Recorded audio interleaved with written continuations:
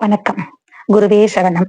குரு பிரம்மா, குரு விஷ்ணு, குரு தேவோ மகேஸ்வரः, குரு சாக்ஷாத் பரபிரம்ம, தஸ்மை ஸ்ரீ குரவே நமः. ஓம் ஸ்ரீ ராகவேந்திர சுவாமி நமோ நமः. ஓம் சாய்ராம். ஓம் முருகா சரணம். என் பெயர் ஸ்ரீதேவி. உரையின் உன்னதம். திருக்குறளுக்கு உரை கண்டோர் எண்ணிலடங்கார். ஒவ்வொருவரும் அவ்வக்கால சூழல், ஒழுகலாறு ஆகியவைகளை வெளிப்படுத்தியே வந்துள்ளனர். ஒவ்வொரு உரை நூலும் ஒவ்வொரு வகையால் சிறப்புற்றி அமைந்துள்ளது என்றாலும் 1330 அருங்குறளில் அனைத்து குறளுரையும் இக்குறட்பாக்களின் மூலம் தமது சொந்த கருத்தை கூறவே முனைந்து நாட்டியுள்ளனர். தாம் சார்ந்தொழுகும் முறைமையான பொருளுரையும் கண்டுள்ளனர். சரி, இந்நூற்றாண்டில் வெளிப்போந்த குறளுரைகளில் இவ்வுரை நூலே சிறப்புற்றிருக்கின்றது எனலாம். அது எவ்வாறெனில், தமிழ் மறைக்கு ஒரு தமிழ் மறைனன் சொன்ன தெள்ளிய உரை இது. உரையாசிரியரின் அகண்டாழ்ந்த நூலறிவும் பட்டறிவும் விரிந்து பரந்த உள்ளமும் வரிக்கு வரி இயல்பாக இவ்வுரை நூலில் வெளிப்பட்டிருக்கிறது. பொதுவாக நூலாசிரியரின் வல்லமையை, உள்ளத்தை, அறிவை, கொள்கையை உள்ளபடி உரைப்பவனே சிறந்த உரையாசிரியன். வலிந்து பொருள் கொள்ளுதலும் பொருள் திணித்தலும் விரித்தலும் ஆகா. பல வாய்ப்புகளில் நூலாசிரியனுக்கும் பல படிகள் மேலேறி நிற்பவனே சிறந்த உரையாசிரியன். முதற்கண் இவ்வுரையாசிரியர் உரை சொல்லும் உரைநடை மனங்கொள்ளத்தக்கது. படிப்போருக்கு உற்சாகத்தை தரக்கூடிய செய்திகளோடு கூடிய உரைநடை பேரறிவோடும் இயல்பான தன்னறிவோடும் பட்டறிவோடும் விரவி பிறக்கின்ற சொற்கள் கற்போரின் நெஞ்சில் பல வியப்புகளை விளைவிக்கிறது.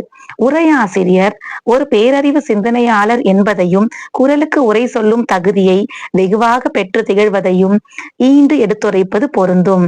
ஒரு நாள் மெய் சிவக்குமார் இவ்வுரை நூலை எனக்கு தந்து தவினார். 10 அத்தோடு இது ஒன்று தான் என்றிருந்தேன். ஆனால் கண்ணோட்டம் அதிகாரத்தில் 580 குறளான பெய்கண்டும் நஞ்சுண்ட மைவர் நயத்தக்க நாகரிகம் வேண்டுபவர் எனும் குறளுக்கு இதுகாரும் பயின்று வரும் மக்கள் பால் தாட்சண்யம் கொண்ட நல்லறிஞர் அதனால் அபாயம் வரும் என்றாலும் பொருட்படுத்த மாட்டார். நஞ்சை கொடுத்தாலும் அதை உண்டு விட சம்மதிப்பார்கள் என்ற பொருளுரை சரிதானா என்ற வினா நீண்ட நாட்களாக எனதுள்ளத்தை குடைந்து கொண்டே இருந்தது என்பதால் இக்குறளை இவ்வுரையாசிரியர் எவ்வாறு அணுகியிருப்பார் என பார்க்க தூண்டியது மனம். பார்த்தேன், படித்தேன். ஆம், அது படித்தேன் தான். அதாவது, நஞ்சென்ன வன்மொழி செய்வாரின் கண்ணும் பகைமை பாராட்டாது அறவழி மேம்பாடுடையார் அவர் தம் வன்மொழிகளை உண்டு அமைதி பெறுவர். உண்ணப்பட்டது உண்டவர் தம் வயிற்றினுள் பிறரறிய ஒண்ணா என்று உரை சாற்றியிருக்கிறார். நுண்மான் நுழைப்புலத்தோடு உரையாற்றியிருக்கிறார். வியந்து போனேன். தையல் சொல் கேளேல் எனும் ஔவையின் அமுத வாக்கிற்கு உரை சொன்னவர்கள் பெண்களின் பேச்சை கேட்கலாகாது எனும் பொருளிலேயே கூறியிருக்கின்றனர். ஆனால் பேரறிஞர் அயோத்திதாச பண்டிதர் அவர்கள் கண்டிருந்த உரை வீச்சு காலத்தாலும் ஞாலத்தாலும் போற்றுதற்குரியது. அதாவது, உள்ளத்தை தைக்கும் குத்தும் சொற்களை கேட்டலாகாது என்பதாகும். ஆக இவ்விருவரின் ஒற்றுமை கண்டு வியந்து போனேன். இருவரும் கொங்கு நாட்டினரே. இவர் பிறந்த வருட வாக்கில்தான் அவர் இறந்தார். அவர் சிறந்த சித்த மருத்துவரும் கூட. அடுத்து பாயிரவியல்.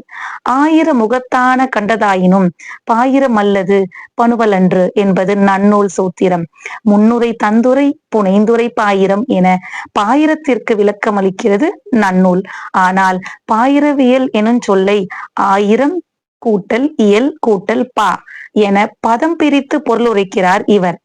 1000 பிளஸ் இயல் பிளஸ் பா என பதம் பிரித்து பொருள் உரைக்கிறார் இவர். இது புதிய சிந்தனையே, புதுமையே, வரவேற்கத்தக்கது.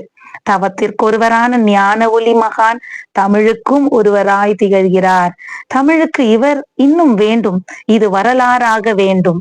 வரலாறு என்றவுடன் வேறொரு சிந்தனையும் கிளர்கிறது. தமிழ்நாட்டு வரலாற்றாசிரியர்களால் நம் கொங்கு நாடு ஏனோ புறக்கணிக்கப்பட்டிருக்கின்றது அல்லவா? இருட்டடிப்பு செய்யப்பட்டிருக்கிறது என்று குற்றம் சாற்றினால் அது குற்றம் அன்று. சேர, சோழ, பாண்டிய நாடுகளுக்கு எந்த வகையிலும் குறைந்ததல்ல நம் கொங்கு நாடு. நிலத்தால் பெரியது, வளத்தால் சிறந்தது. முடியுடை வேந்தர்கள் இல்லாமல் மக்களே வாழ்ந்து நாகரிகம் பெற்றவர் கொங்கு நாட்டினர். அண்மை காலத்தில் அறிஞர் கோவை கிழார் அவர்கள் முயன்று திரட்டிய கொங்கு நாட்டு வரலாறும் முழுமை அடைந்ததாக இல்லை. தமிழுக்கே இலக்கணம் நன்னூல் தந்தது கொங்கு நாடுதான். பெருங்கதை எனும் மாபெரும் காவிய தந்ததும் கொங்கு நாடுதான். ராவண காவிய தந்ததும் புலவர் குழந்தை பகுத்தறிவு பகலவன் பெரியாரும் கொங்கு நாடுதான். அவ்வை பிராட்டியின் ஆத்திச்சூடியை ஆத்தி சுவடி என பொருளுரைத்து நயவுரை தந்ததும் அயோத்திதாசர் கொங்கு நாடுதான். அந்த வகையில் இன்று திருக்குறளுக்கு உன்னத உரை தந்த நம் ஞான ஒளி மகானும் கொங்கு நாடுதான் என்று பெருமையை நாம் பெறுகிறோம். இறுதியாக இவ்வுரையில் காமத்துப்பால் தவிர்க்கப்பட்டிருப்பதை எண்ணி வியந்து கொண்டே இருக்கிறேன். என்னே ஆண்மை தீர துறவியின் உரைக்கு என் உளம் நிறைந்த பாராட்டுக்கள். நன்றி.